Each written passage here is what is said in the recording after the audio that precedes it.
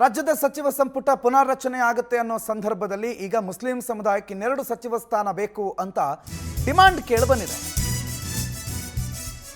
Already ಪೌರಾಡಳಿತ ಸಚಿವರಾಗಿ ರಹೀಂ ಖಾನ್ ಇದ್ದಾರೆ, ಜಮೀರ್ ಅಹಮದ್ ಖಾನ್ ಕೂಡ ಇದ್ದಾರೆ. ಆ ನಡುವೆ ಇನ್ನೂ 2 ಸ್ಥಾನ ಮುಸ್ಲಿಂ ಸಮುದಾಯಕ್ಕೆ ಬೇಕು ಅಂತ ಪೌರಾಡಳಿತ ಸಚಿವ ರಹೀಂ ಖಾನ್ ಮನವಿ ಮಾಡಿಕೊಂಡಿದ್ದಾರೆ. ಕಾಂಗ್ರೆಸ್ ಸಮುದಾಯ ಕಾಂಗ್ರೆಸ್ಗೆ, ಮುಸ್ಲಿಂ ಸಮುದಾಯ ಕಾಂಗ್ರೆಸ್ಗೆ ಮತ ಕೊಡುತ್ತೆ. ಕಳೆದ ಬಾರಿ 3-4 ಸಚಿವ ಸ್ಥಾನ ಕೊಟ್ಟಿದ್ರು, ಆದರೆ ಈ ಬಾರಿ 2 ಕೊಟ್ಟಿದ್ದಾರೆ.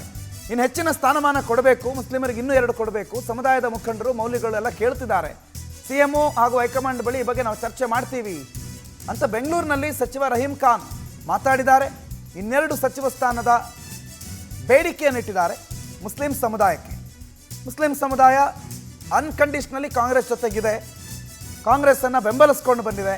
ಕಳೆದ ಸಲನೇ 3-4 ಕೊಟ್ಟಿದ್ದೀರಿ, ಈ ಸಲ ಕೇವಲ 2 ಕೊಟ್ಟಿದ್ದೀರಿ, ಇನ್ನೂ 2 ಕೊಡಬೇಕು ನಮಗೆ ಅಂತ ರಹೀಂ ಖಾನ್ ಬೇಡಿಕೆ ಇಟ್ಟಿದ್ದಾರೆ. ಈ ಬಗ್ಗೆ ಮಾತಾಡ್ತೀನಿ ಅಂತ ಹೇಳಿದ್ದಾರೆ ಮುಖ್ಯಮಂತ್ರಿಗಳ ಜೊತೆ, ಹೈಕಮಾಂಡ್ ಜೊತೆ. ಕೊಳ್ಳೇಬೇಕು, ಯಾಕಂದರೆ ಮೈನಾರಿಟೀಸ್ ಯಾವಾಗಲೂ ಒನ್ ಸೈಡ್ ಕಾಂಗ್ರೆಸ್ಗೆ ಸಪೋರ್ಟ್ ಮಾಡಿದ್ದಾರೆ. ಮತ್ತು ಲಾಸ್ಟ್ ಟೈಮ್ 3 ಮಿನಿಸ್ಟ್ರಿ ಕೊಟ್ಟಿದ್ದರು, ಈ ಸಲ 3 ಕೊಡಬೇಕಂತ ಡಿಮ್ಯಾಂಡ್ ಇದೆ.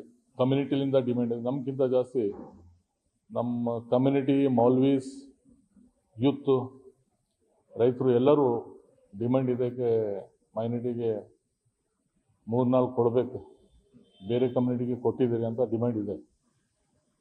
ಅದು ನಮ್ಮದು ಸಪೋರ್ಟ್ ಇದೆ. ಅದೇ ಕೊಳ್ಳೇಬೇಕು, ಯಾಕಂದರೆ ಮೈನಾರಿಟೀಸ್ ಯಾವಾಗಲೂ ಒನ್ ಸೈಡ್